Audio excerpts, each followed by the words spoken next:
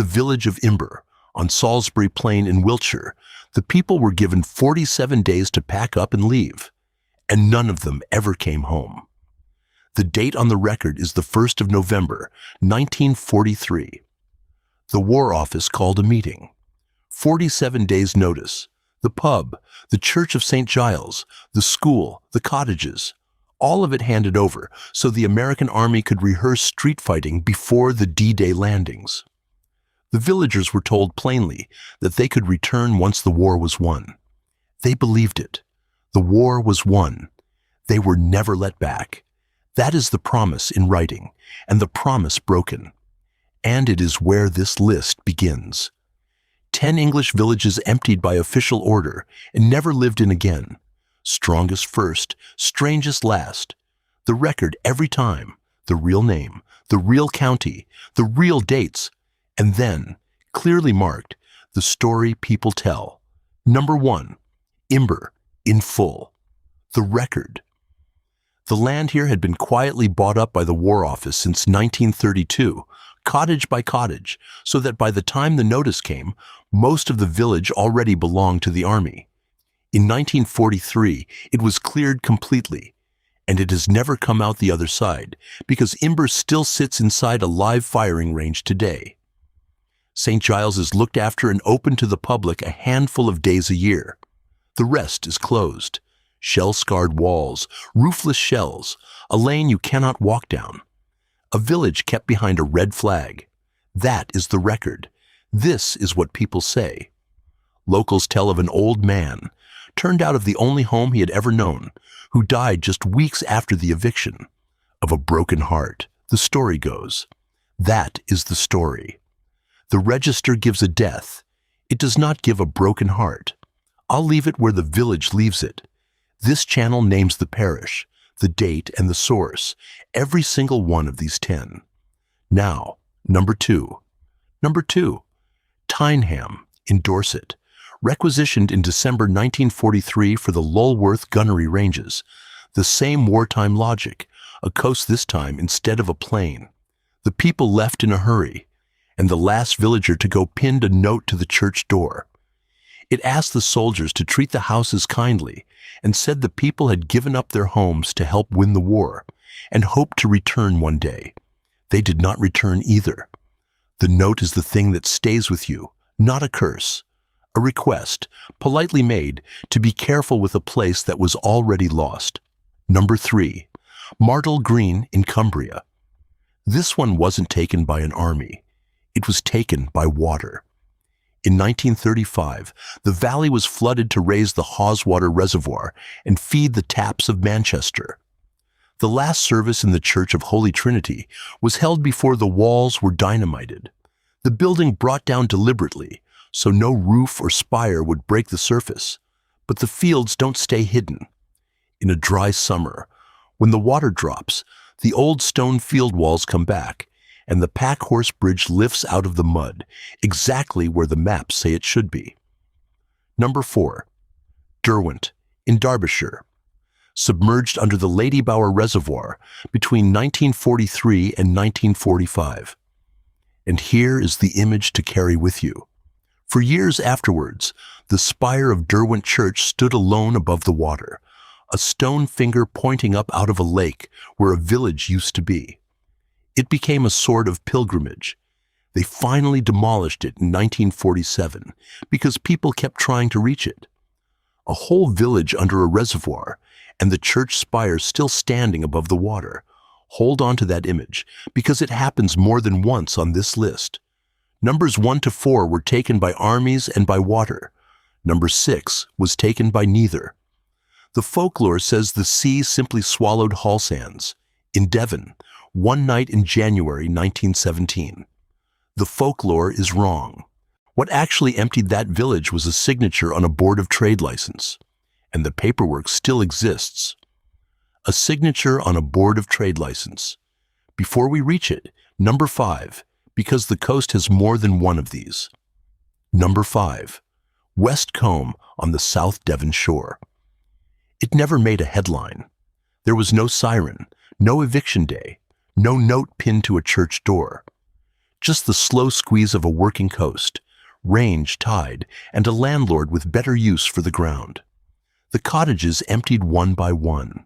Families went inland for work, and nobody put money into a roof that faced the wrong way into the weather. What the record shows is thin, and I will say that plainly. A scatter of dwellings on the old maps, a shrinking column in the census, and then nothing worth counting. That is the record. What people say is that the sea was always going to have it in the end. Along this stretch, they had reason to think that. And that brings us to number 6, Hall Sands, in Devon.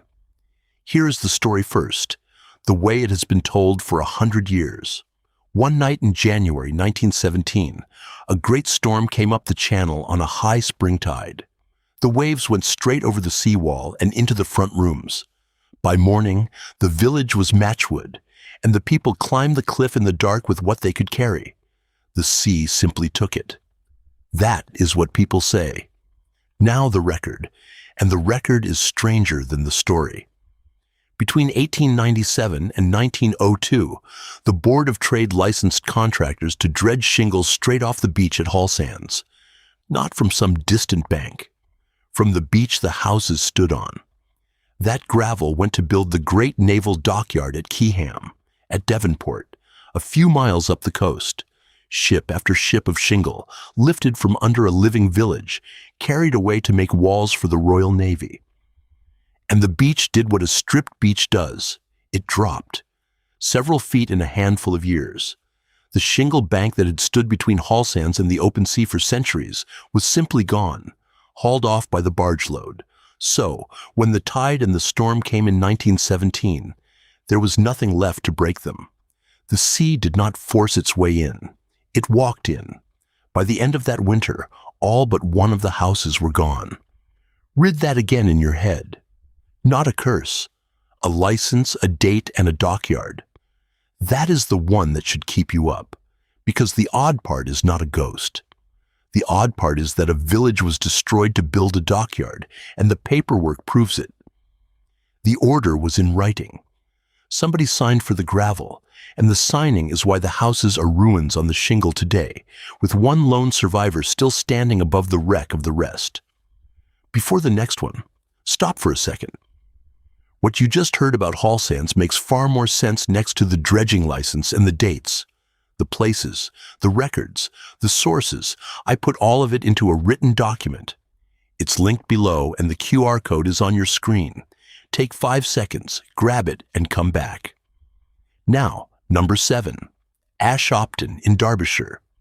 This one went back underwater, and it went under with the same scheme that had already taken a village earlier in this list. In the 1940s, the Ladybower Reservoir was flooded across the upper Derwent Valley, and Ashopton sat right in the way. It was not a lonely farmstead.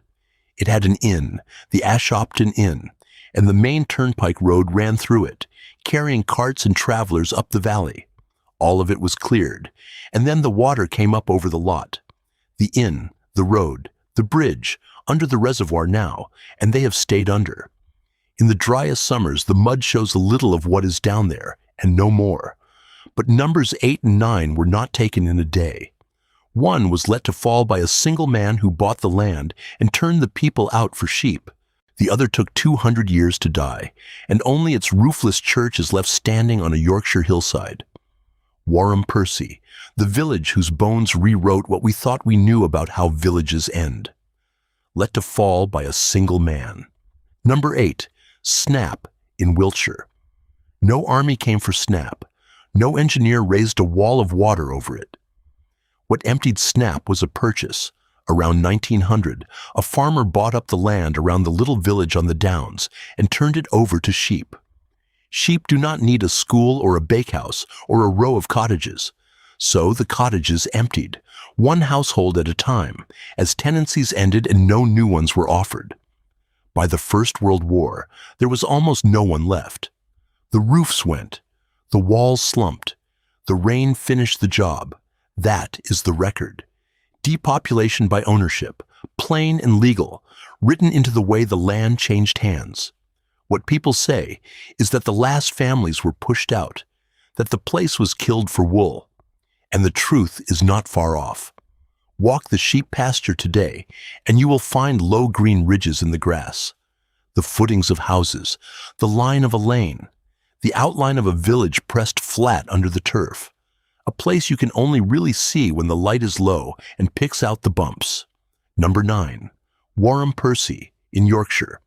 On the high chalk of the wolds, at the end of a long track, one roofless church stands in an empty valley, St. Martin. Around it nothing, no houses, no street, no people. But there was a village here once, 2 rows of homes, a manor, a mill pond, hundreds of lives. And here the record is quiet and strange. There is no order to point to, no flood. Warham Percy died slowly. The parish records thin out through the 15th and 16th centuries. Fewer names, fewer baptisms, fewer burials. The life of the place draining away decade by decade until the last farmstead closed and the church roof finally came down. Excavations here, over decades, rewrote what historians thought they knew about how villages end. Not with a bang. With a long fade. No order. No flood. Just a village quietly running out of people over 200 years. And that, it turns out, is how most of them really went. That is the answer to the thing I set running earlier. The dramatic clearances, the notices, the drowned churches, those are the ones we remember. But the ordinary death of an English village looked like Warham Percy, slow, unwitnessed. A church left standing on a hillside long after everyone who knelt in it was gone. Which brings us to the last one, number 10, the strongest of them all, and the one nobody remembered to mourn. Somewhere on the English coast there was a small hamlet inside what became a military firing range. Cleared in wartime, like Imber, like Tyneham, the people moved out, the guns moved in. But Tyneham got its note on the church door and its visitors and its memory. This place got nothing, no plaque, no open days. No campaign to return. When the war ended, the range stayed live, and the hamlet simply stopped being a place people spoke of. What is left of it is not a ruin you can stand in. It is a set of lines. Its street plan survives on the old 6-inch ordnance survey map. The little black rectangles of houses, the churchyard, the lane running down to the shore, all drawn before the danger area swallowed it. On the ground, the churchyard sits fenced inside the range, warning signs on the wire, no one going in. On the map, the village is still there. On the coast, there is only sea mist and, now and then, the sound of the guns. That is a village emptied by order and never resettled in its purest form. Erased so completely that it exists mainly as ink on paper. And that is the whole shape of it, across all 10. These places were not cursed, not one of them. They were needed for war, for water, for pasture, or they simply ran out of people. And once the last resident walked out, the reason to bring anyone back walked out with them. No one drowned Derwent out of malice. No one shelled Imber out of spite. The reputations, the broken heart stories, the tales of the sea taking Hall Sands as a punishment, all of that grew afterwards, in the silence, to fill a space where a living village used to be. So, tell me in the comments which of these 10 you would least want to spend a night near. The next lost village is already on the map, waiting. A fenced churchyard no one visits. A street that only a 100-year-old map still remembers. The sea and the guns, and no one left to hear either.